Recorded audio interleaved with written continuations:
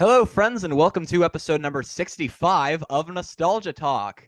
Holy shoot, we made it to 50 back in September. Um we're at halfway through 2023, and we were at episode number 53 at the start of it. And now here we are at episode number 65. That's crazy. It's been a busy year for Nostalgia Talk, but hopefully you guys have all been enjoying it, and there's lots more coming. And believe it or not, that's just the beginning of the interview with me saying there's a lot more coming. Usually I save that for the end. Anyway, I'm James. Welcome to Nostalgia Talk. Joining me this time around is Richard Whiten. Welcome. Hey, thank you, man. Glad to be here. I appreciate it. Glad to have you here. Now, for those of you who are not aware, Richard is an actor. You've probably seen him on a bunch of TV shows, whether it was just on one or two episodes or maybe a couple of episodes. He's had roles as Jimmy Starr on Austin and Ally, Troy Crane on Meet the Browns, Mr. Kirby on Zoe 101, and Commander Flynn on Days of Our Lives. And he was on episodes of Two and a Half Men, The Sweet Life of Zack and Cody, and Moesha. So these are a lot of shows that some of you probably have watched. So, Richard, it's really good to have you here so that we can discuss all of these shows that a lot of us have watched. Oh, thank you, man. I appreciate it. Just listening to you rattle off some of the shows, I'm thinking, who? Who? Oh, yeah, I did do that. Yeah, that's funny. That's great. So, to start off, how did you become interested in acting? Acting is something that hit me as a child. I just remember being like five, watching. I grew up in Philadelphia, so I just remember being in the basement, watching Sanford and Son at like age five, and that's when it hit me then. But I actually didn't start doing theater. I think I did my first play in the eighth grade at like age 13. And I went to a performing arts high school in Philly. And after that, I just knew that this is something that I was going to pursue. Nice. So, Yeah. so you did do school plays? Yes. Yes, I did. Yeah. Cool. So, what was your first on-stage role? My first, man, you got me thinking now. My first on stage role, I think I was 12 or 13, and it was a play called The Kid with the Golden Goose. And I Okay. played the town sheriff. Yeah, I was my first on stage play, I was a sheriff. Yeah. And ironically, Yeah. as I was doing my research for this, I discovered that you played a lot of cops on TV. Yeah, and the funny thing is, I'm sure we'll get into this later, but I'm actually about to shoot a thriller now, and I'm playing a sheriff. So, Wow. yeah. Literally, I'm playing a sheriff right now. So, I think that's pretty cool. That's Yeah, that's funny too. So yeah. do you remember the first time you were ever on screen, like the very first time you ever came in for a movie or a TV show? The first time, time I auditioned or my actual first job on TV? First job. Let's go with that one. Yes, I do remember my very first television job. Yes. Okay. Okay. Yeah. Okay, you want me to talk about it? Okay. Yeah, All I'm right. just wondering what it is. Yeah. Yeah. Actually, man, my first television job in Hollywood was a sitcom called Living Single, starring Queen Latifah and Erica Alexander, Kim Fields, John Hinton, Kim Coles, and T.C. Carson. And that was a big show back in the early to mid 90s. Okay. Yeah. So anyway, yeah. So I moved to LA from New York. Right. I did theater in New York, and I booked my very first television job I actually booked in New York. It was a show called America's Most Wanted. It was one of those criminal type reality shows Yep. where they hire actors to reenact the crime. Yep. I have a So, friend who is on this podcast who was on that show as a 4-year-old playing a murdered child. wow, yeah, that's intense. but yeah, I actually was portraying a Oh. and yeah, exactly. And that gave me America's Most Wanted job gave me the money to move to LA. And I moved to Hollywood September of '93. And literally, I was here for a month or two. And I booked my first big television role on guest starring on Living Single. Okay. Yeah, yeah. Mm-hmm. So as I mentioned in the intro, you were on an episode of Moesha playing a cop, and I watched I watched a lot of these shows that I listed off getting ready for this because I went to IMDb, and I've had guests before, I'll ask them a question about a show or a movie that they are credited for on IMDb, and they're like, I was not in that, so I literally had to look it up for accuracy. So Right, right, and yeah. I did spot you on an episode of Moesha. I'm a big Brandy Norwood fan. Like I have the album "The Boy Is Mine." Like it's one of my very favorite R&B pop tunes. That was a good song. Yeah, Uh-huh. absolutely. And so I Yeah. didn't know. I genuinely did not know that she was on a TV show until Moesha got added to Netflix. It's on Netflix here in Canada. I'm not sure about in the States. And so Uh-huh. I spotted you on the episode. Did you actually get to meet Brandy? Oh, of course. Okay, Yeah, yeah. I didn't see you guys in the same scene. So Yeah, no, but you might not. Well, movies and television are totally different. Movies, you could be like, I did a movie just off the top of my head called The Island, and that was starring Scarlett Johansson. mhm. Never met Scarlett Johansson because, movies could take 3 months to shoot and you're never in the same scene and you might not show up the same day, so you won't meet. But sitcoms, you're on set all week, rehearsing and things of that nature. So you interact with the other cast members. So yes, I definitely was in contact with Brandy. Yeah. Cool. And you also were on episodes of The Young and the Restless and Days of Our Lives. What were those shows like? Because they're different than sitcoms. They're soap operas. Right, right. Yeah, no, they were both great. I specifically remember Young and the Restless, and yeah, that was like over 20 years ago. And specifically remember my scenes were with some of my scenes on the show was with one of the series regulars, Christophe St. John, who actually is no longer here. He Yes, he's no longer here. So it was just a great experience. Him as an actor on the show, he was a staple for Young and the Restless. So it was just a privilege to be working with him. And soaps are fun because they shoot so fast. They shoot the whole episode in one day. So there's no time for this, no time for that. You have to show up, be ready, and the director really doesn't give you notes. So you have carte blanche to just have fun. You know what I mean? And just trust your instinct on how to play the character. So that was a lot of fun. And it's good pressure. It's good work to keep you sharp because you have to memorize all your lines because you shoot everything in one day. So Mhm. great experience. Yeah, I was on a TV show once where we were shooting one episode within one day. Like I was a background in it. And like we did the Uh-huh. last scene. I think God knows how many times we did that. And I could kind of tell that some of the stars were having a little bit of trouble remembering their lines because they would just add new stuff to it. But for the most part, it was the same. Right. Yeah. And see that's the tricky part. The great part about TV, they will always, especially sitcoms, they will always rewrite lines. So it doesn't matter how hard or how much you memorize.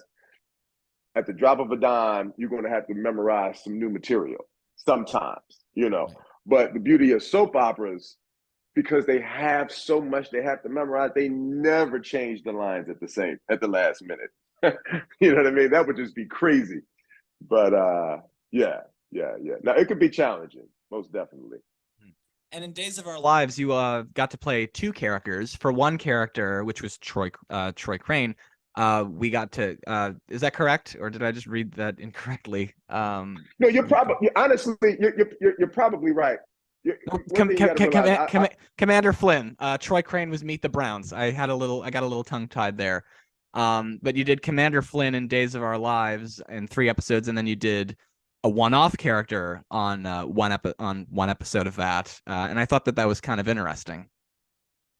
yeah, honestly, what's interesting that you're taking me back like this. I've been in LA for 30 years, and on IMDb, you'll see that I have just about like 100 credits. So I don't remember a lot of stuff that I've done. You know what I mean? To be totally honest, I've heard that before from many guests on the show. Yes. So what you're bringing up to me right now, I have to really think about. And I don't remember what I did on Days of Our Lives. The beauty of Days of Our Lives, what was my character's name again? Because I know I did Commander Flynn on Days of Our Lives. Commander. Oh yeah. I do remember now. Okay. And yes, I do remember. I was like the head of the police department. I was the man on Days of Our Lives. And what sucked was we're having a writer's strike right now. I saw. Yeah, so at that time, back in 2007, I had a nice recurring on Days of Our Lives.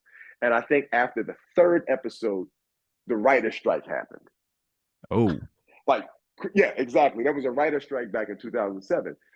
And that just screwed me over. Like, here I am on the roll with a nice character on Days of Our Lives, and then boom, the writer's strike. So the writer's strike lasted a long time back in 2007 through 2008. So once Days of Our Lives came back around, they just never brought Commander Flynn back, my character. But then some time went on, and the casting director, who was a lovely lady for Days of Our Lives, she loved me, and she just brought me in for I think I forgot what I did. It had something to do with the court, but it was a totally different character. So like a judge? Yeah, I think I was a judge. Okay. Something like that. Yeah. Okay. I think I saw that on IMDb as well. Oh, okay. I was just having a hard time remembering. Yeah. Yeah. And another show where you got to do 2 different characters in is one of my very favorite sitcoms of the 2000s. I saw you on 2 episodes of 2.5 Men, and in one of them you were a cop who pulled technically Jake over, but Charlie Sheen was like, switch places with me. I'll take the ticket. So he totally took the fall for it. And Charlie got his license suspended. And in another episode, you were a military recruiter while Jake and Eldridge were looking for jobs, and you had offered them an interest in joining the army. Yeah. First of all, I mean, Sheen is an icon. The TV show 2.5 Men is one of the greatest sitcoms of all time. It is. There. I mean, it's just hilarious. And the beauty of working on shows like that is that they have a lot of money and they can afford to, you end up on the cutting room floor. So what happened on my first episode where I was the police officer, there was a whole thing where, I pulled the car over and I literally arrested Charlie Sheen and I read him his rights and all of that. But when it comes to sitcoms, you think it's 30 minutes, but without the commercials and everything, the show literally can only be no more than like 22, 23 minutes. So if it goes over that, they have to cut some stuff out. like cut some scenes out, and I happened to be one of the scenes that they cut out. So it made me look like I was just an extra because you just saw me pull him over or do, I forgot what happened, but you just saw me, but you didn't hear me say anything. So a few years later, they called me back in again to audition for that role, and the role of the recruiter. So that just worked out perfectly because the role of the recruiter was a better job, was a better role than the other episode that I had done where I got cut out. So the beauty of the curse is I got cut out, but the beauty of it is I got paid twice. And plus they remembered you, so that helps. Right. This is always a beautiful thing. Yeah, definitely. Mm-hmm. And you were also in another very iconic show, which is one of the Disney Channel Nickelodeon shows that a lot of us grew up with. You were on a couple of episodes of Zoe 101 doing Mr. Kirby. Yes. That was a good time because we shot Zoe 101 at Pepperdine University. I was wondering where that was shot because it definitely looks like it's on location. Right. It's Pepperdine, which is located in Malibu, California. And I don't know how any students at Pepperdine University get any work done because that campus is gorgeous, like literally. And it's like on a hill and it's overlooking the ocean. And Pepperdine is just gorgeous. But anyway, I loved going to that campus. I loved going to work on Zoe 101 because for one, it's Malibu. And for two, it was a fun show. And I liked because like you said, I play the cops and the sheriffs and things of that nature. So to think that somebody thought that I was smart enough to be a math teacher and to name me Mr. Kirby, it was cool. I had a good time. As I was researching for this, I was literally thinking to myself, is this one of the few non-cop roles that he's done?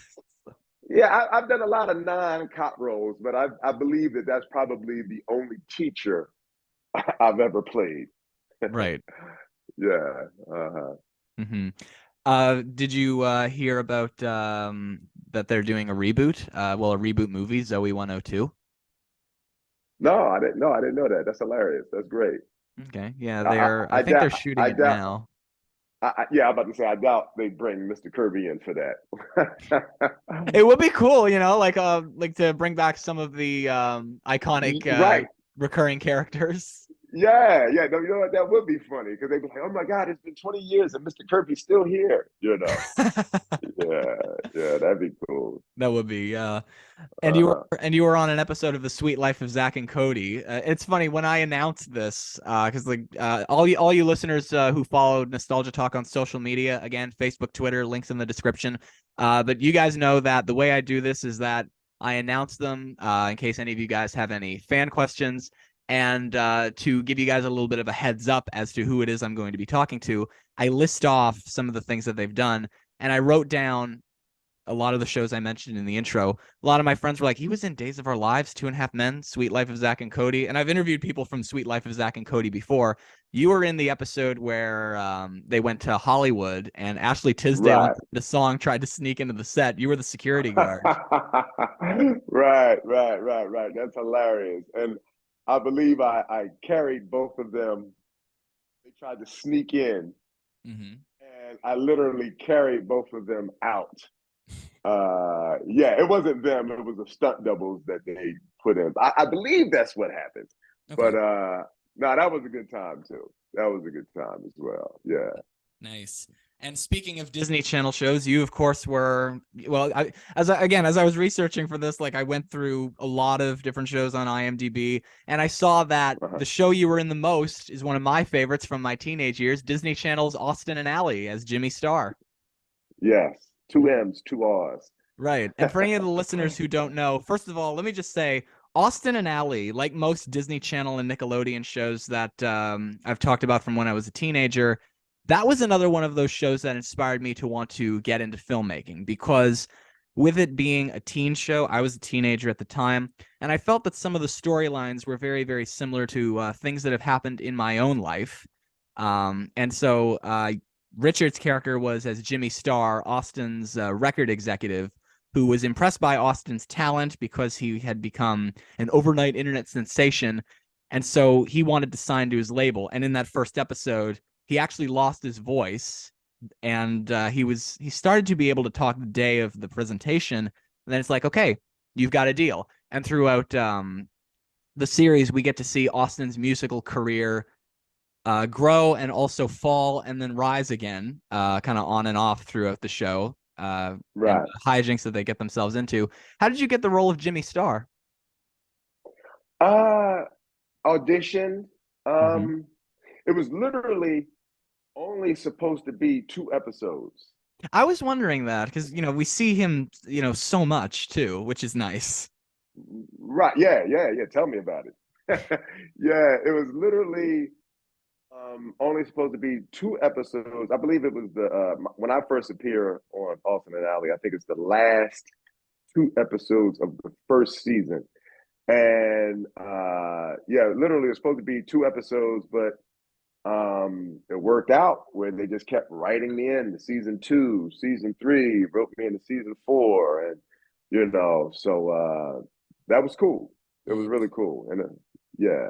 And the thing I really loved about Jimmy is that we get to see, as Austin's the head of Austin's record label, we get to see his relationship in different ways with Team Austin. So he's impressed by at the start, impressed by Austin's talent and always will be. Impressed by Allie's talent, but she's the songwriter. And I still remember the line, Allie, you're a really good songwriter, but I really don't think it's a good idea to have Austin and his songwriter on the same label. He's impressed by Trish for the fact that she's a good manager for the two of them, and hates Dez because he's a dimwit. Right. Well, let me just say this. I didn't hate Dez, but the character hated Dez, yeah. No, I'm not. I'm speaking as Jimmy Starr. Okay. I didn't hate Dez. He was just a pain in my behind, though. He was definitely a pain in the butt. But I didn't hate him. That's a strong word. Okay. But I can see why you thought that. Yeah, because I remember in one episode, and let me just do a little catch up for the listeners. Because as I've said, it's a teen show, so it has issues that some of us teens go through. Like there was an episode about bullying, there was an episode about wanting to be a regular teenager, much to Jimmy's dismay, and there was even one episode that dealt with relationships and fame. And that particular episode is one of my very favorites. And in it, Austin and Allie, they had just released albums, and they got nominated for a new debut album of the year. And they had gone from being partners in their work to being a relationship couple, and they wanted to announce it at an awards ceremony. And Jimmy's like, no one can know that you're a couple. Austin, you have a lot of teenage girl fans, and they'll buy more of your albums if they think you're single, which in some ways I don't really understand because, you got all these celebrities in the media who are in relationships that become even more famous because of their relationships. And so Austin says to Jimmy, I can't hide my relationship. And Jimmy very rudely rubs it in Austin's face like, I've invested way too much in your career to let you screw it up. And Austin's like, so what are you going to do if I don't listen to you? Drop me from your label? Jimmy's like, oh, I'm going to do a lot worse than that. Your contract gives me all the rights to your music over the next 10 years. You will no longer be allowed to do anything for that entire time. And Austin has to choose between Allie and his career, and he picks Allie, which I thought was very, very sweet because it really shows that he really does care a lot about Allie, because basically she's the reason that he has a career, really. Right. Yeah. No, actually, I'm the reason he has a career. That's true, but she wrote his first few songs, and that got him on the internet. Yeah. Right. Yeah, definitely. Yeah. What was interesting about what you just said, I remember that episode, and I remember shooting that episode, and I remember, speaking of hate, I remember me personally hating how they turned Jimmy Starr into. I You know remember what I mean? watching it Because with my mom. Like it aired here in Canada. It was New Year's Day, and Disney Channel in Canada was having new episodes for the new year, and that was one of them. uh-huh. I looked at my mom and I was like, "Man, Jimmy's not being very nice to Austin." Right. Mhm. Yeah. Jimmy, they made Jimmy into a bad guy, and I was like, why they do? I love Jimmy. He was a good dude, But Hmm. And Jimmy now was he's like, just that more just power mad. Yeah. right, and that just shows you, is when people say it's business, don't take it personal. You know what I mean? That's who Jimmy was. He was about business. Yeah, he really So was a no holds barred kind of a guy. I still right, remember the episode, and this is probably a fan favorite for a lot of us Disney kids out there. The one where, well, like I said, it kind of is continuous because it's a teen show. But I remember Austin dating Jimmy's daughter, and then right, realizing his feelings for Allie and all of that drama, uh and Austin and the team screwing around in the recording studio while Kira's recording a song, and they accidentally erased it by screwing around. huh. And Yeah, I still remember Jimmy was so pissed off by that. This is a good example of, because there are really people who do get this angry in real life. He was so angry with Austin that they tried to explain their case, and he was too angry to listen. right, Yeah. right. Yeah. No, that was a lot of fun. I got to tell you, that was a fun episode. And actually, all of those episodes on Austin and Alley were a good time. But that was a good one. And yes, I was definitely upset, but I don't think it was as ugly as when I gave him the ultimatum, like either I will ruin your career, like don't Yeah. date Allie. You know what I mean? Hmm. But yeah, no, that was a fun episode. And when they brought my daughter on, I don't know if you followed her career. Her name is Kiersey Clemens. Yep. She went on to do some big and great things. I am very proud of her. Hmm. Hi, Kiersey, Yeah. if you're listening. Right. Yes, your father's very proud of you. Good work. Yeah. Mm.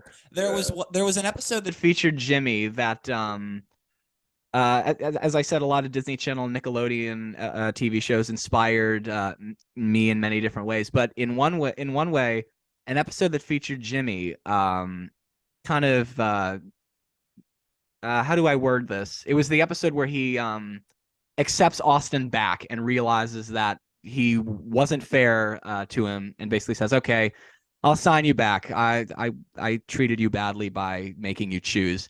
And at that time, I was 16 years old, and sometime before that, I had had a falling out with one of my friends.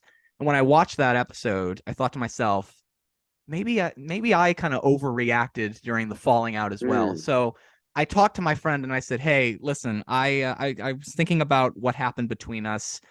Can we start over?" And we started over, and we're still very, very close to this day. Oh, that's great. Oh So, man, in a that way, that thank is you very great. much for that. Hey, you're welcome. Hmm. I appreciate you saying that, man. I'm glad to hear that. That's great. It's Hmm. great where you can watch. You know what they say: life imitates art, or art imitates life. You know what I mean? Like Absolutely. especially yeah. So that's great. Hmm. And so, what was it like to work with Ross Lynch and Laura Marano? Because they've also gone on to do amazing things. Yeah. Well, what's interesting. Uh, Des Caleb Worthy was the only adult. He Hmm. was actually the only one over 18. So when I first got on there, Ross and Laura and Rain were all young. But Ross specifically, you know, when you're kids like that, you have to have your parents on the set. Hmm. So I met all of their parents. Love Ross's mother, and Ross had come from a big family, so he Oh would yeah. have all his brothers and sister there. So they were all great. Ross was he's an athlete. He's a talented dude. Like, not only was he a good actor and musically inclined, but he was an athlete. So, just watching him jump over the table and I'm sitting here looking at him like, oh man, I remember I used to be able to do stuff like that. I'm like, with these old knees, I ain't jumping too high anymore. But no, it was great working with Ross, man. He was a great energy, great spirit. And Laura, such a beautiful young lady. Her mother was awesome. Her sister, she has an older sister who's an actress as well. So I met her sister. She was great. And Rain's mother was wonderful. And, her younger brother was on Modern Family. I don't know if you knew that. Yeah. So he would always be at the set. So it was always cool, man. Caleb was the only one, like I said, who was an adult. But Caleb was an awesome actor and just person in general. But I never met his family because he was the only adult out of the crew, Yeah. But no, it was great working with all of them, man. So what are some of your favorite Austin and Ally songs? Oh, wow, you really put me on the spot. I would have to hear them. I really don't, I don't remember any of the songs, but what I did love was watching the intro of the show. Like the song that they played, the intro of the show with the credits.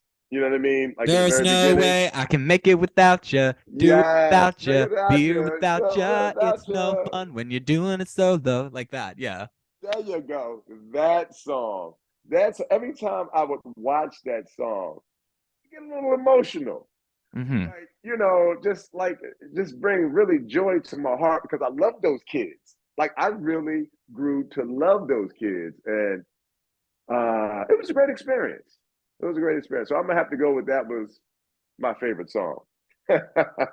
Cool. A couple of years ago, I went to LA for a Disney fan convention. It's like D23 Expo, which is like the Disney Comic Con. And there was actually a photo op with Rainey Rodriguez and Caleb Worthy. And it's so funny that you brought up Laura Marano's sister Vanessa because there was a lot of Disney Channel and ABC photo ops. And so I get to the main convention hall and I see Rainey Rodriguez and Caleb Worthy. And my dad, we didn't know how these things worked. I'm 16 years old. And my dad's like, okay, let's get into the line. Security's like, sorry, you need a bracelet. So we went to go get a bracelet and we thought it was for the Austin and Ally one. Before we got one, we realized we were in a lineup to meet Vanessa Marano from the Switched at Birth cast. Wow. Which I had never watched, so we just didn't end up doing that. But if I had known that Vanessa Marano was Laura Marano's sister, I probably would have gone for it. Nice. Yeah. No, that's great. And you were also a regular on the show Meet the Browns, which is a Tyler Perry show. What was that like? Oh, that was great. Tyler, my hat's off to him, and I'm greatly appreciative to him because how I got on Meet the Browns, he offered me that role. I did a movie. He hired me for a movie. Why Did I Get Married 2? That's with Janet Jackson and Michael Jai White, Malik Yoba, and I played a divorce attorney in Why Did I Get Married 2? So from that, I get a call from my manager at the time saying that Tyler offered me a recurring on Meet the Browns, and I was like, oh wow, that actor, you just gotta love it when that happens, So Meet the Browns was a lot of fun. It was a crazy show. It's a funny show, and the challenging part about Meet the Browns is that Tyler, like a soap opera, he shoots the whole episode in one day. So what makes it difficult is it's hard to be funny. Like, for like comedians or funny people, not so much probably. But for me, who I don't particularly, consider myself like theatrically funny or whatever, I guess. Takes Mhm. time for me to work on trying to be funny. Like I need rehearsal, you know. So uh soap opera, it's easy. They don't change the lines. There's a lot of melodrama. You know, you can get through the whole day shooting the whole episode in one day. But sitcom, it was tough. It was Mhm. tough. But he has a system and he makes it work. So it was all good. Nice. And I also saw You on an episode of Grandfathered, which is John Stamos's TV show that he did with Josh Peck. And not only were you in the same show as the one and only John Stamos, but also with his Full House castmate Bob Saget, who just passed away about a year ago. What was he Right. like? Honestly, I don't remember. Okay. I don't. Yeah, on Grandfathered, my role was small. I think I was only in one scene, Right. and I did not meet Bob Saget or John. Honestly, I don't remember. Okay. You know, I think I did meet John. I don't remember, but I met John Stamos outside of the set, and he's a great guy. Hmm. You know, yeah. Awesome. So do you prefer doing comedy shows or Soap operas. I prefer whoever hires me. That's a good answer. Right. That's a good answer. I Yeah. prefer whoever hires me. And you know, that's a question that everybody gets asked. And the film that I'm working on now, I'm gonna say I prefer films. Okay. Yeah, because you have so much time to develop the character and become great. And yeah, and you just have more time to develop the character and do great work. Awesome. Yeah. So Do you have any to wrap it up? Do you have any stories about working with celebrities that you haven't talked about that you'd like to share? You mentioned Janet Jackson, actually, which is pretty interesting. What was that like? Oh my God, that was whew. First of all, you're talking about what you grew up with and who you looked up to. You know, Janet and I are the same age, so you know, growing up as a Jackson fan, period of the Michael Jackson, Jackson Five, and such, and then when Janet Jackson came on the scene, you know, I don't know any boy in my era who did not have a crush on Janet Jackson, you know, right. and the crazy thing is, I get married to back in 2009, and literally, I remember Tyler Perry Studio. Excuse me, I got a dog here, and he's begging me to do stuff. I don't know if That- you can hear him, That's but okay. okay, yeah.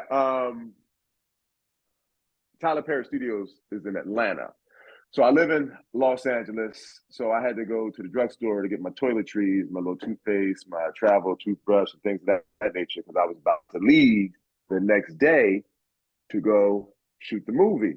While I'm in the drugstore, a woman comes up to me and she just says, "Can you believe it? Michael Jackson is dead." And I was like, "What?" Soon as I heard that Michael Jackson had died, I put all of my stuff back because I knew I was not going, because my scenes were with Janet Jackson. So I knew that I was not going to go to work that next day, you know. But so that was tragic. But when we finally did get back to work, Janet Jackson was amazing to work with. And the set was somber because we all know that she had just lost her brother. Right. So, but she was, you know, she's a professional and she was amazing to work with. And yes, I am still in love with Janet Jackson. But one of the craziest stories that I've had, the episode of the Wayans brothers back in the mid '90s.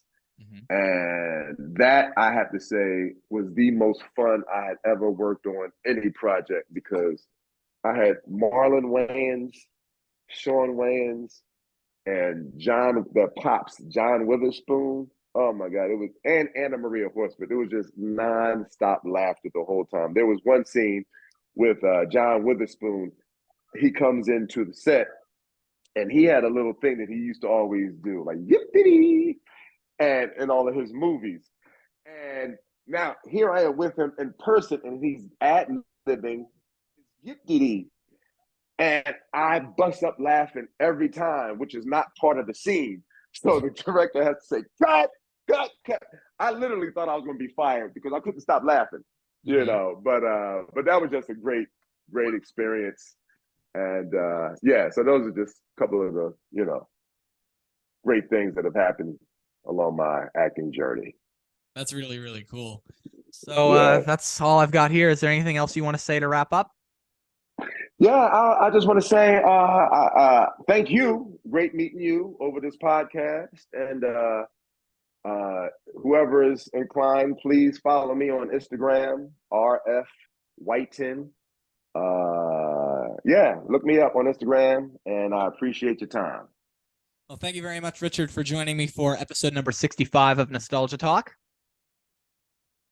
Hey, man, and congratulations to you, man, and much continued success. Yeah, well, I've got a couple of shows lined up that I haven't announced yet. But to all you listeners, you guys know where to go to hear news about those. Facebook, Twitter, all those links are below in the description. And I just realized the other day that we're coming up on episode number 70. If you guys want to guess who it's going to be with, you can leave your comments on that. And I will see you soon. Peace.